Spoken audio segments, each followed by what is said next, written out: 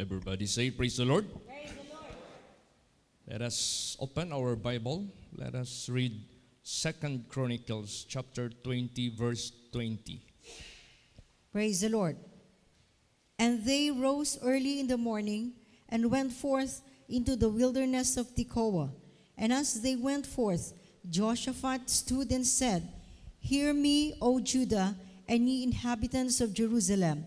Believe in the Lord your God, so shall ye establish. Believe his prophets, so shall ye prosper. Yan. So, paano ba natin sukatin ang tao na naging establish? Yung establish na siya. Paano natin sukatin ang tao na nag-prosper na siya? Sabihin mo, yung nakatapos ng kolehiyo. Tapos kung kailangan ng board exam, nakapasa. Then, tapos nagtrabaho sa magandang kumpanya related sa kanyang natapos. At yung kanyang kumpanya na tinatrabahoan, yung bang matibay, malalaking kumpanya. Tsaka yung meron ng house in lot, meron ng sasakyan, pagpasok mo ng bahay, kumpleto na, centralized aircon, may asawa, may mga anak. Yan ba ang tinuturing ngayon sa mensahe na establish or nag-prosper ka na? Hindi po. That is not about. Yan ay mga bagay lamang na iniisip ng mga Gentiles na walang connection sa Diyos. Higit dyan, sabihin ko po sa inyo. Beyond that. Bakit? Anong stability ito? Anong klaseng establish ito na dapat mangyari sa atin? Ang sinabi kasi dito, believe in the Lord your God, and ye shall be established. Pag sinabing establish, wala ka nang isipin na na meron pang magbagabag sa iyo sa future mo. Meron ka pang isipin na kung mamatay ka, ano kayang mangyayari. Pag sinabing establish, you are secured. But buhay natin dito sa mundo at buhay natin sa kabilang buhay. Kung hindi tayo magkaroon ng access at ng connectivity sa Creator natin, we cannot have this kind of so-called na hindi tayo establish sa ating status. Tingnan mo, ultimo ang may-ari ng mga malalaking companies na hinahangaan ng maraming mga trabahante, hindi lang mga trabahante, pati ang mga madla. Makita nila yung company nila. Let's say, SMC Company, San Miguel Corporation. Let's say, SM, Shumart. Pero mismo yung mga founders nila, yung mga owners nila, in relation sa kanilang stability or prosperity, napaka liit lang ng moment or period ng kanilang matawag nating na angkin na karangyaan sa buhay. Hindi man natin sila ma-judge. Hindi man natin alam yung kanilang spirituality.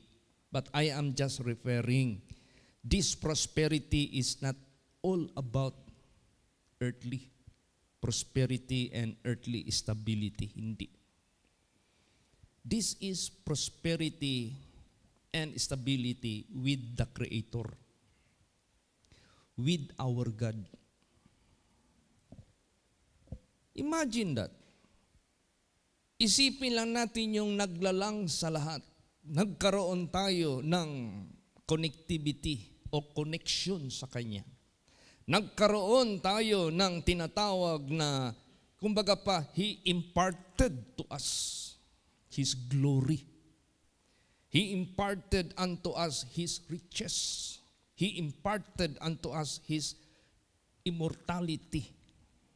And He also imparted to us the temporal things. Kasi these are belong to Him. So, napaka-importante talaga yung faith natin sa Diyos. Praise the Lord. Hindi kayang ibigay ang prosperity at yung pagka-establish mo ng mundong ito. They cannot do it. They cannot give it such what God can give na prosperity. Hindi ito basta-basta. Kaya, pangalagaan natin yung ating connection sa Kanya. We are just being connected to Him by faith ito. By faith. Kaya hindi natin siya nakikita eh. By faith ito dahil lang sa gospel niya na dumating sa buhay natin, naniwala tayo. Kaya nga kinonect dito, believe to your God and to His prophets. Bakit? Ano pala ang role ng mga prophets of God? They are the one that speak the word of God, the message of God, the message of the Creator, the message of the one who is the Almighty. So, mapalad ka pag naniwala ka doon sa Creator at naniwala ka sa kanyang mga servants na nagsasalita ng kanyang salita. Tingnan mo dito sa Bible. Yung panahon ni King Zedekiah, hindi naniwala sa prophet ng Diyos. Di ba namatay na pahamak? Pero yung lahat naniwala sa prophet of God at that time, which Jeremiah, di ba nabuhay sila? And they were blessed. And not only physically, not only literally, but much more. Pag ikaw ay naka-connect sa Creator, ang pinaka-ano dyan, pinaka-privilege dyan, yung kanyang eternal benefits. O kaya yung faith natin sa ating Panginoong Diyos at faith natin sa mga ginagamit ng Diyos, huwag natin itong pabayaan. Huwag natin itong panghinaan. Lagi natin itong i-cultivate. Lagi natin itong suportahan. Lagi natin itong ingatan. Lagi natin itong palakasin. Talaga hindi talaga tayo ma-establish pag hindi tayo naniniwala sa Diyos. Yes, you might become rich here on earth. Yes, you might have everything that what you want. Pero ano man lang yan? Napakadali lang ng buhay natin sa sanglibutang ito. Tapos wala na. Tapos kung hindi ka namatay sa kamay ng Panginoong Diyos because you don't have faith in Him, you don't have access to Him by faith. Dahil wala yan sa buhay mo. O ano nakalagay dyan sa banal na salita ng Diyos? To those all ungodly. So masama ka doon sa mga ungodly. Kasi nung nabubuhay ka pa sa sanglibutang ito, you don't have the access, you don't have the connection with Him na habang nabubuhay ka pa dito, may pinaniniwalaan ka na Diyos. At meron kang pinapakinggan na nagsasalita ng kanyang salita, yung mga prophets niya, yung kanyang mga ginagamit. At sumusunod ka sa commandments ng Diyos. At naging partaker ka sa divine nature of God. At kung sakali mang mawala ka sa sanglibutang ito, nag-prosper ka. Establish ka na. Because you believe God and His prophets. Ganun ka-importante. Pag hindi natin ito gawin, wala tayo, hindi tayo ma-establish. Basahin natin. Isaiah 7 verse 9. Praise the Lord. And the head of Ephraim is Samaria, and the head of Samaria is Remaliah's son. If ye will not believe, surely ye shall not be established. Yes. So, wala, hindi tayo ma-establish hanggang para lang tayong bula na naglaho. Para lang tayong damo na biglang wither. Para tayong mga bulaklak mag-fade away. Walang stability, walang prosperity. Pero pag pinag-usapang establish, pag pinag-usapang prosperity, at galing sa Diyos ang prosperity na kaya niyang ibigay sa iyo, kaya niyang i-grant sa iyo, prosperity and stability, yung establish ka na. Bought yan.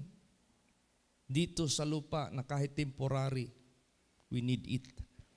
Lalo't na after here, napaka-importante po niyan. Yung ating immortality, yung immortal body natin, napaka-importante. Pangalagaan natin yan. Hindi talaga masasabi natin na, ay, after namatay tayo, we have no senses already. Ay, after namatay tayo, we are no more forever and ever. No, I tell you. Dami ko nang na-met na mga personalities when they died. They have all senses. They have all the feelings. They have all the emotions. They can express what they have felt during yung pag-depart ng kanilang kaluluwa. Tapos pinahintulutan sila ng Diyos na maibalik. To prove na kung sakaling mag-depart yung spirit natin from the flesh, our body is dead. Kung pahintulot ng Diyos mabuhay tayo, ibabalik niya yung spirit natin because it is the spirit that quickeneth. Tingnan mo si Pastor Mujeres. Isa yang naging pastor at tinawag ng Diyos sa atin. Na nag-depart yung spirit niya. Sabi nga niya pumunta raw siya na sa kanyang, hindi ito panaginip ha, this is real. Basta ang senaryo, isip niya lang na magpunta sa Australia. Isang kisap mata lang. Nandoon na siya. He met the member of his family. But hindi siya makita. Hindi siya manotice. He shouted so loud para ma-notice siya, walang nakanotice. He embraced them, walang nakanotice. Punta na naman siya sa pamilya niya somewhere in Luzon. Nandoon na naman siya. Hanggang nagtaka na siya, ano kaya ito? So na-recall niya, the last niyang na-recall, bigla siyang gumising na sa hospital na siya. Basag na yung bungo niya dito. Yung jaw niya na-drop yan. Nawala yan sa Doon niya na na-recall na nagsakay pala siya ng sasakyan. Nabunggo siya. Yung sasakyan sinasakay niya, nakabunggo ng mas malaking truck. Mama ni ni Sister Teresa ng Pigkawayan. High blood yun. Na-stroke yun. Dumaan ng kamatayan yun. Ay, kinuwinto niya sa akin. Ano ang karanasan niya? Naglatay daw siya ng madilim na area. Nag-ano siya ng tulay ba? Tapos ang dami daw kamay doon sa ilalim ng mga masamang espiritu na gaganunin yung paa niya para mahulog na siya doon sa ilalim. Rebuke lang siya ng rebuke. Jesus name, Jesus name, Jesus name. Grabe. So ibig sabihin yan, there is life after here, after death. Alam ng Diyos yan.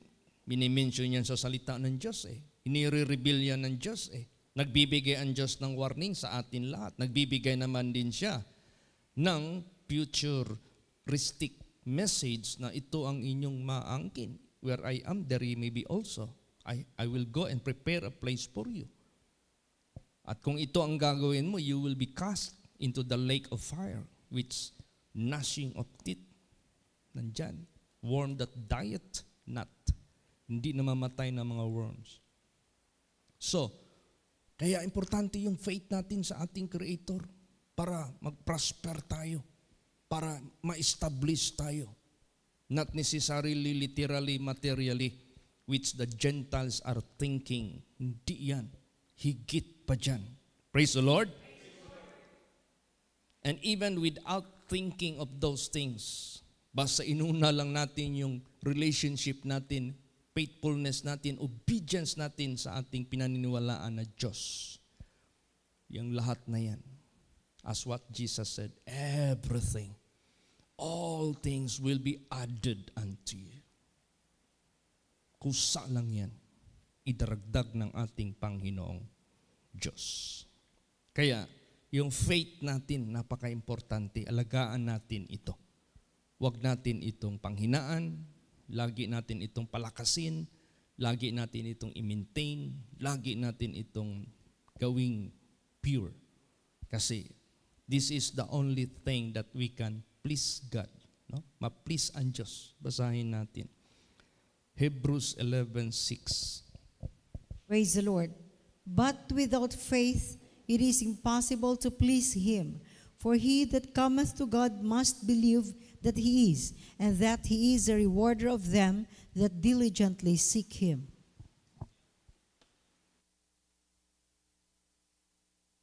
Oh, tingnan. Diba?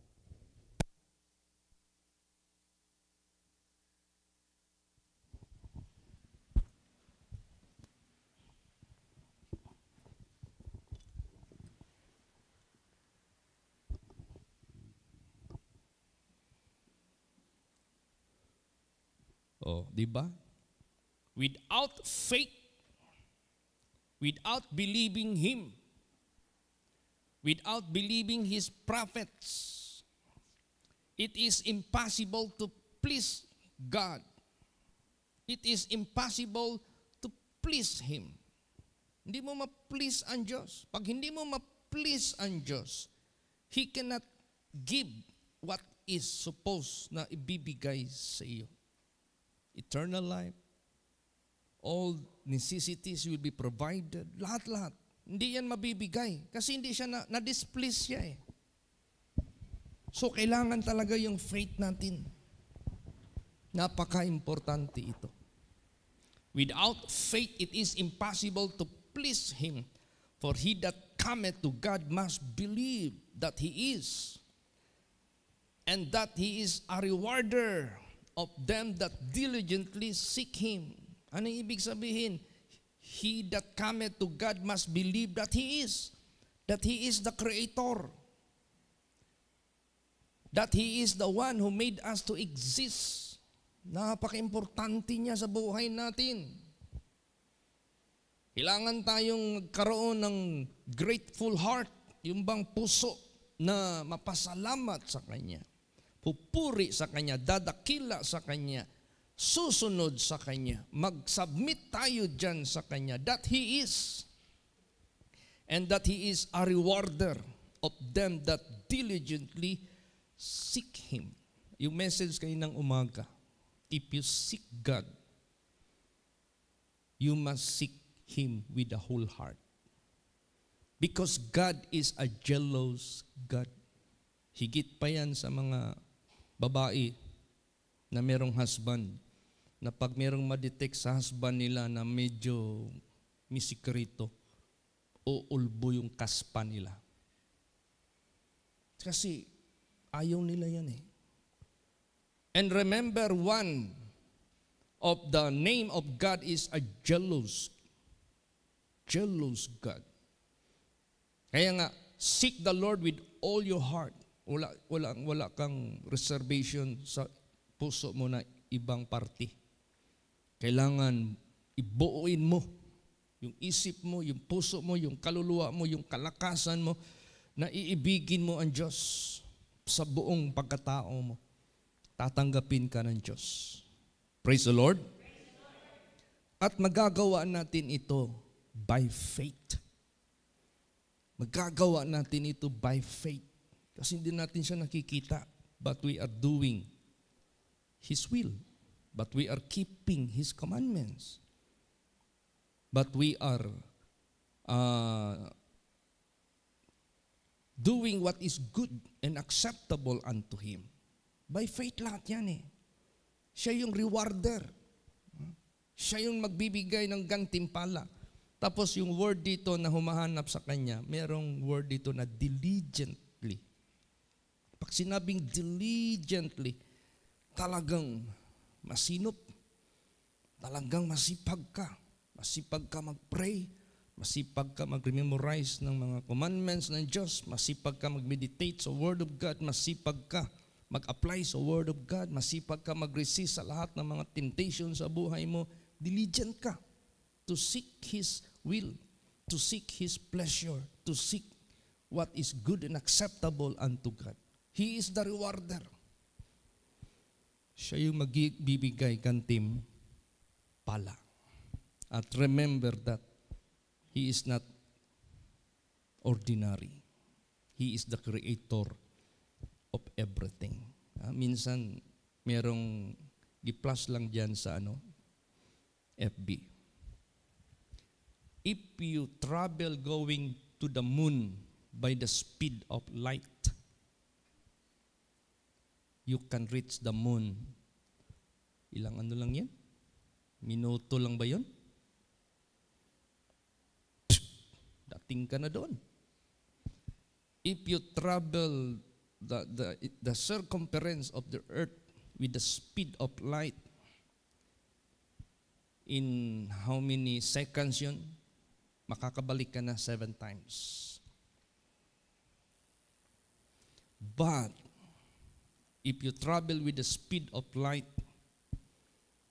to the tip, to the end of the universe,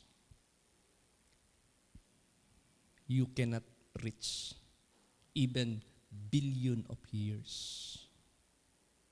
Even you travel with the speed of light, because the universe expanding so fast. Yun ang napursi nila sa tagal na nilang exploration sa outer space na yan. They cannot measure. And that is how God described His creation or creatures. Innumerable, endless, eternal, immortal. Imagine doon ka nakakonect sa Kanya. Imagine you, nakakonect ka sa Kanya. Ang bait-bait niya. Ang humble niya. He visited us. He made everything for our benefits. Kaya pangalagaan natin yung faith natin sa Diyos. Huwag natin itong basta-bastahin. You must be holy, you must be righteous, you must be faithful, you must be godly. Kailan ba yung naging message sa isang devotional? Na ang puot ng Diyos mapapapunta doon sa mga ungodly. Nireveal na yan ng Diyos. Kaya nga sabi ni Paul, for the wrath of God is revealed from heaven. Hindi ito tinago ng Diyos. Yung puot niya na darating, hindi niya ito tinago. The wrath of God is revealed from heaven. To whom? To all ungodliness, against all ungodliness, against all unrighteousness. Sino itong ungodly at saka unrighteous? Hindi nila pinalangalagaan yung faith nila sa Diyos. Maybe they just say, we believe God, but they don't care what God is telling them to do. Pwede magsabi sila, we know God, but they don't care. Trespassing, transgressing the commandments of God. These are the ungodly. These are the unrighteous in the eyes of God. Kaya yung faith natin sa Diyos, pangalagaan natin ito. Kasi dyan galing ang wisdom sa Kanya. Diyan galing lahat ng guidance sa ating buhay para makomplete tayo. We are perfect through Him. Kaya napaka-importante Minsan, mini-measure ng Diyos yung faith natin. God can measure our faith to Him. Tingnan mo yung mga disciples, sinusubukan ni Lord Jesus. Basahin natin. Matthew 8:26. Praise the Lord. And he saith unto them, Why are ye fearful, O ye of little faith? Then he arose and rebuked the winds and the sea, and there was a great calm. Yan. Kasama na nila ang creator of everything. And yet, they forgot. Nakalimot sila. Natakot sila eh. So, ano ngayon ang nakikita natin? They are not careful of their faith to Jesus. They are not careful at that time. No? Wala. They were not careful. Hindi nila pinangalagaan yung faith nila sa Diyos. Kaya, nung habang sumasakay sila ng daungan o yung bangka o barko or maliit na sasakyang pangdagat, biglang nagkaroon ng malakas na hangin at alon. And yung kanilang sinasakyan were filled with water. They're almost sinking. No? Malapit na sila malunod. Tapos sumigaw sila, Lord, carest thou not that we perish? Ito ang sagot ni Jesus. And He said unto them, Why are ye fearful? O ye of little faith? What if hinayaan na lang ni Jesus yung malunod?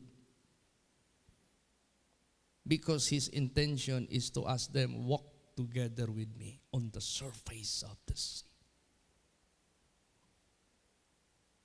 Praise the Lord.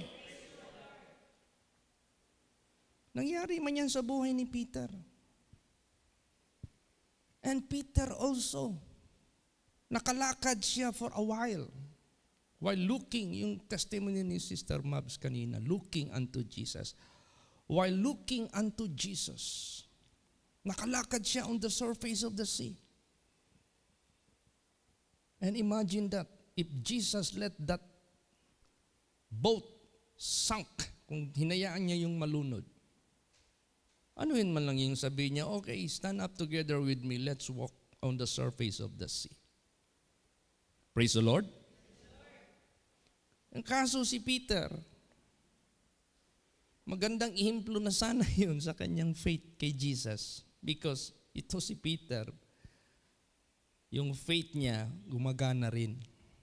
Kaso pag may pagsubok, nag-dwindling ba? Shaky masyado. Kaya pag sabi ni Lord Jesus Christ, it's me, your master. Kasi naalaan siya multo eh. Oh, it's a ghost, sabi nila. No, it's me, it's I, your master. Sabi ni Peter, lumakad siya sa surface of the sea. Lord, bid me, sabi niya, to go to you by walking also. Sabi ni Jesus, come, walk. Di ba nakalakad si Peter while looking to Jesus? Pero pagdating ng malakas na waves, tsaka hangin, na ano yung concentration niya doon sa iba? Kaya ito yung ibig sabihin niyan, let us be careful of our faith to God, not to be shaken. Kailangan nakatitik yan. Nung nag-change na yung kanyang paningin and he was so frightened or fear or afraid, naunlod siya. So what do you mean? Fear that is a sign of doubt. Fear that is sign of distrust to God. So naputol yung connectivity niya doon sa Diyos, yung faith niya. He's about to sink. Talagang malunod na sana siya. Buti na lang naka-ask pa siya ng help. Anong nangyari? Basahin natin. At ano ang lumabas sa bibig mismo ni Lord Jesus Christ? Matthew 8:26. Matthew 14:31. Praise the Lord. And immediately Jesus stretched forth his hand and caught him, and said unto him, O thou of little faith, wherefore didst thou doubt? Yan. Nung naunlod na si Peter, lumulubog na siya. Buti nakasigaw siya, humingi ng tulong. And immediately, Jesus stretched forth his hand and caught him and said unto him, O thou of little faith. So he was careless at the time of his faith to Jesus. Kaya huwag tayong maging careless. Huwag tayong magpabaya sa ating faith. Praise the Lord. Doon sa Diyos na naglalang ng lahat ng ating tagapagligtas. Na hindi ka ma-move, no? Hindi ka ma-shaken, hindi ka matuliro sa buhay mo sa sanglibutang ito. Yun. Ang interpretation ni Jesus sa kanya, O thou of little faith, wherefore didst thou doubt? Bakit nag-alinlangan ka? See? Huwag nating putulin. Kailangan natin lagi natin itong connected tayo lagi. Para hindi mamatay, hindi maputol yung kanyang sa atin. Power niya ba? Makalakad tayo kahit saan-saan. Hindi tayo mag-sink sa kumunoy na mundong ito. Meron pa. Basahin natin John 11:40. Praise the Lord. Jesus saith unto her, Said I not unto thee that if thou wouldest believe, thou shouldest see the glory of God? Yes, maniwala ka lang. Makita mo yung kaluwalhatian ng Diyos. Maniwala. Huwag mag-alinlangan sa ating Panginoong Hesus Kristo. Never. Minsan sa mga necessities, minsan sinusubukan tayo. Financial, sinusubukan tayo. Ang kailangan lang pala natin, ask and it shall be given you. Seek and ye shall find. Knock and it shall be open unto you. Sometimes hindi na natin nakakalimutan yung mga sinasabi ni Lord Jesus Christ. And that is why we do not ask. Doon sa Kanya by prayer. Maybe sometimes because of our disobedience, para bang aloof ka na mag-approach sa Diyos. So, isa na maintenance na ikikare natin yung faith natin, obedience. Kasi alam natin the hand of God is not shortened that it cannot save, neither His ear or ears are heavy that it cannot hear. But because of sin and iniquity, separated between you and your God. Pero kung nitakot ka sa Diyos, inilagaan mo yung connection mo sa Diyos, yung faith mo sa Kanya, yung obedience mo sa Kanya, wala ka nang dapat katakutan. Manghingi ka lang sa Kanya. Ibibigay Niya. Praise the Lord. Kaya dito, may instance dito na nagsalita ba si Lord Jesus, beware of the leaven of the Pharisee. Ang isip kaagad nila, material na tinapay. Kaya sinaway sila ni Lord Jesus Christ. Basahin natin. Pakibasa, Luke 12:28. Praise the Lord. If then God so clothe the grass, which is today in the field, and tomorrow is cast into the oven, how much more will He clothe you, O ye of little faith? Ayan. Iba pala ito. Ito yung yung bang tinatawag na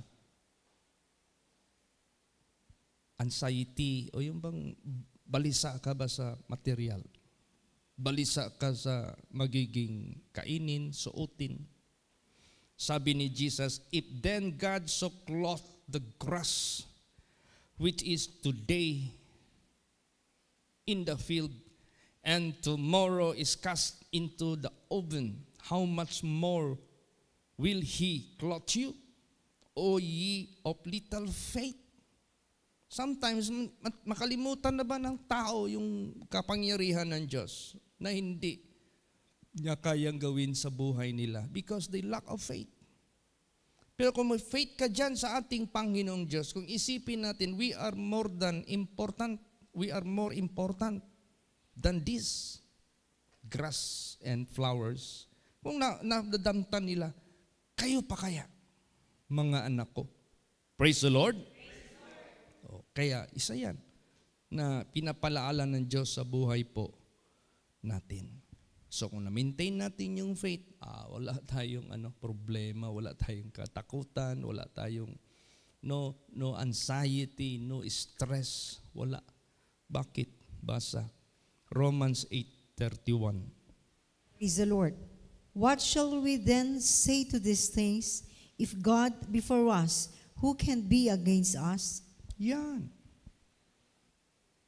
Kung yung faith mo sa Diyos at ang Diyos ay nasa iyo at dapig kanimo, He is for you and He is with you, who can against you? Necessities? Lahat. Danger? Lahat. Meron ding napipinto na ito daw mga billionaires sa mundong ito. Nagpapagawa na raw ng yung mga trilyonaryo. Hindi lang bilyonaryo, trilyonaryo. Nagpapagawa na daw ng mga bunkers underground. Posibleng may nalalaman sila na hindi nalalaman ng karamihan ng tao. And that is why they are preparing this safe, anong tawag niyan? Bunker. Huwag tayong mawala ng kaalaman sa salita ng Diyos. Kasi pag nandyan yung puot ng Diyos, di ba nakadescribe doon? Magtago sila sa ilalim. So, ibig sabihin yan, itong mga taong ito, kung hindi sila nagbabasa ng Biblia, baka may mga alam tayo na hindi nila nalalaman. Importante ito. Ito yung magpiprevail. Ito yung mananaig. So there is no such amount of preparation against the day of wrath of God, against all ungodliness and unrighteousness. Kung gusto mong makatakas sa anumang sakuna sa mundong ito, you must be godly. You must have your obedience to your Creator. Ay nako, 100% you are secured and safe. Safe ka. At kung sakaling matapos man yung lifespan mo sa mundong ito, secured ka. Kaya nga established at nag-prosper ka na. Pag yung faith mo sa Diyos, patuloy mong pinapangalagaan. Ganon ka importante. So, wag tayo mag-isi-isip, Pastor Chit, is it possible that our faith na nandito na sa atin para sa Diyos, is this subject to deteriorate? Is this subject to be cut off? Yes. Kung di natin yan bantayan, kung di natin yan ingatan, minsan darating ang panahon mag-alinlangan ka. Minsan magdating ang panahon na mag-doubt ka. Kulang ka sa prayer. Kulang ka sa mag-meditate sa kanyang promises o kaya hindi ka na mindful sa kanyang covenant. So minsan dinadaig ka sa sitwasyon ng mundong ito, you have forgotten, may covenant pala ang Diyos sa iyo. So, ganun. Tingnan mo ang Israel or Israelites, anong nangyari sa kanila. Basahin natin. Romans 11:20. Praise the Lord. Well, because of unbelief, they were broken off, and thou standest by faith. Be not high-minded, but fear. Yes. Sila mga original branches were broken off because of their unbelief. Bakit? Careless eh. Hindi nila pinangalagaan yung faith nila sa Diyos na narinig na nila sa kanilang mga parents noon. Nag-divert sila sa mga inventions. Minsan nag-preach ako dito ng inventions ng tao. Gumawa ng sariling invento. Hindi na lang nag-submit sa ways ng Diyos. Gagawa ng, nag-iinvento. O yun nangyari sa Israelites. They adopt the gods of other nations. They go warring with the daughters of Moab. Matindi. Kaya, nag-alinlangan sila. Naputol tayo, Gentiles, by faith, na grafted tayo. Pero merong warning dyan, matakot ka. If the original and natural branches were broken off, mag-ingat ka. So, anong pag-iingat ang gusto sabihin ng Diyos? Yung faith natin, because of faith, we have the access. We have the privilege to be grafted with the vine. Pangalagaan natin yan. I-maintain natin yan. Mahalin natin yan. Huwag kang magmataas. Huwag kang mag-isi-isi. Fear God. Matakot ka sa Diyos. Praise the Lord. Ganon ang napaka-importante. Kasi yung faith natin na bakit importante, yun ang yung access natin sa Creator. Basa Romans 5:1 and 2. Praise the Lord. Therefore, being justified by faith, we have peace with God through our Lord Jesus Christ, by whom also we have access by faith into this grace wherein we stand and rejoice in hope of the glory of God. See? We are knowledgeable already. There is glory which fadeth not away, which is the glory of God. We are hoping for it. We are waiting for it. We are expecting for it. Before, we cannot have any idea what are those glory of God. Ang atin lang idea, mag-aral lang mabuti, makapagtrabaho, makapag-establish ng pamilya, mag-retire, pagtapos ng few years after retirement, wala na. Kuha ka na ng St. Peter, kuha ka na ng Memorial Park, para hindi na problema yung mga pamilya. Tapos, nandyan na. Ang presence mo sa pamilya, kwadrado na lang, nakapicture na lang, wala na yung ano mo. That is life. Samantalang yung glory of God na ating ini-expect na hinayag ng Diyos sa buhay natin through the Word of God, through the Gospel, by faith, nagkaroon na open yung access. Nakita natin yung glory of God. And we have the privilege to avail such glory of God. Ay, hindi basta-basta yan. Praise the Lord. Hindi natin pwedeng isi-isihin ito. Hindi natin pwede itong parang inari lang natin itong fairy tales. Parang inari lang natin ito na kwento-kwento lang. No, this is true and faithful. Magre-reflect kasi yan sa ating buhay. Pag hindi mo sineryoso yung mga salita ng Diyos, wala rin. Kiningkoy rin yung pamumuhay mo. So, anong mangyayari? Maputol yung access mo sa Diyos. Para ka lang ordinaryong tao na may knowledge, para ka lang ordinaryong tao na may awareness, pero not totally engaged sa preparation to avail this. Kaya sinabi diyan, therefore being justified by faith, napatawad tayo by faith, we have peace with God through our Lord Jesus Christ, by whom we have access by faith into this grace wherein we stand. Tumatayo na tayo dito sa grasya ng Diyos. I am what I am. We are at this time now standing in the presence of God.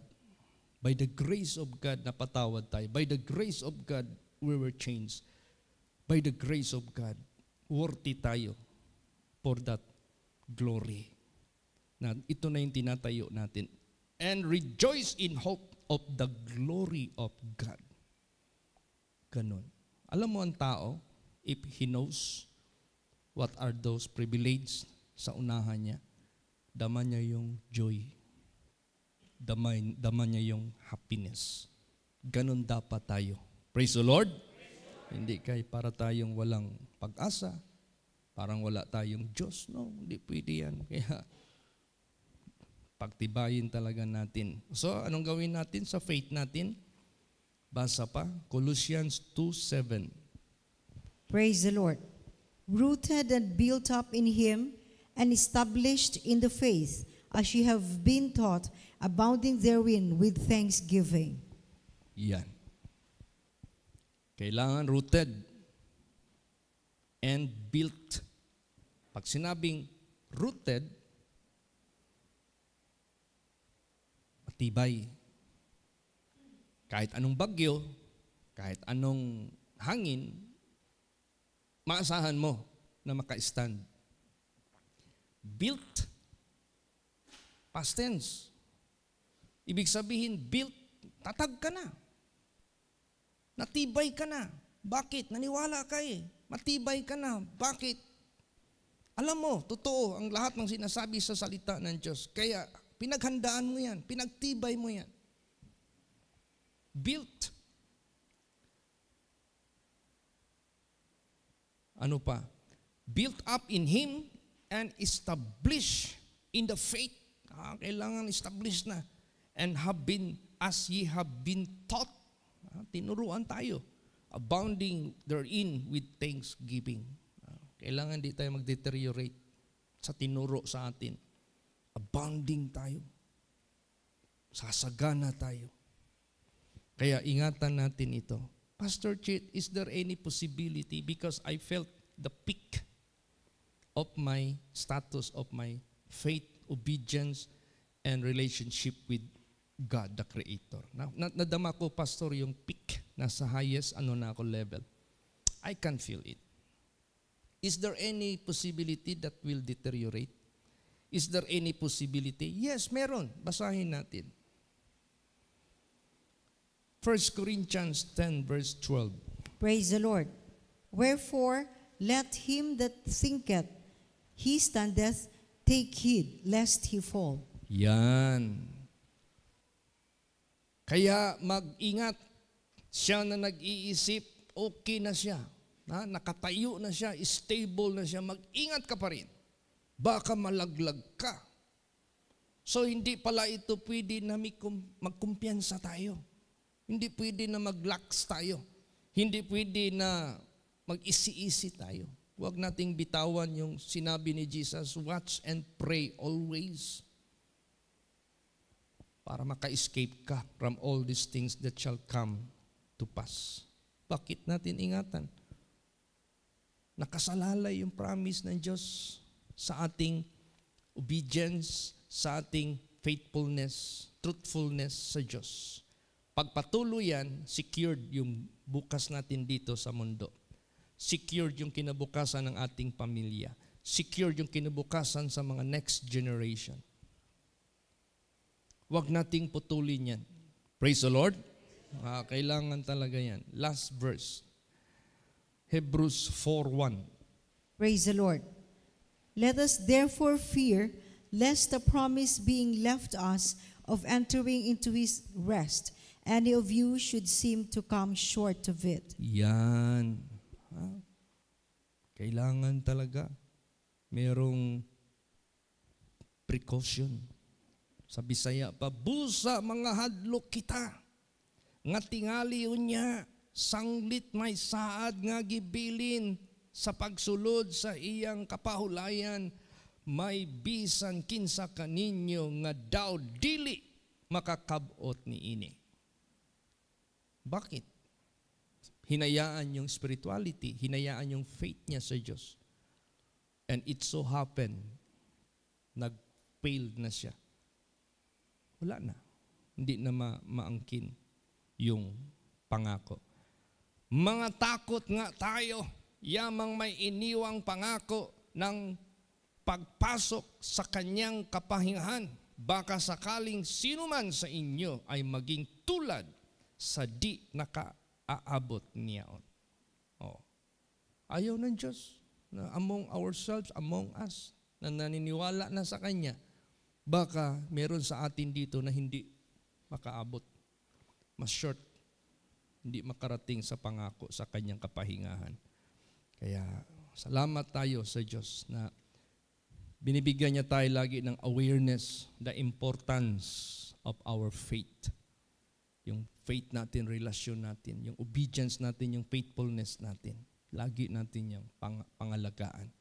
Lagi natin yung asikasuhin. Don't be careless. Lagi natin yan para sigurado wala na tayong poproblemahin. Darating na lang lahat.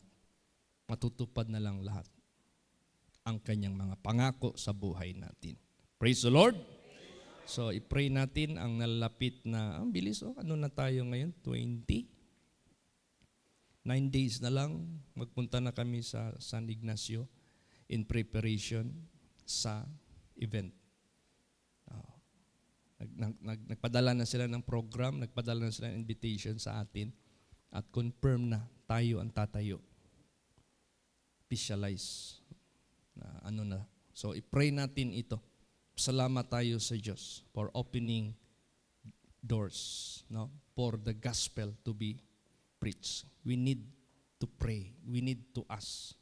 Lahat ng ine-expect natin na message na dapat mabigay galing sa Kanya. Ine-expect natin na miracle galing sa Kanya.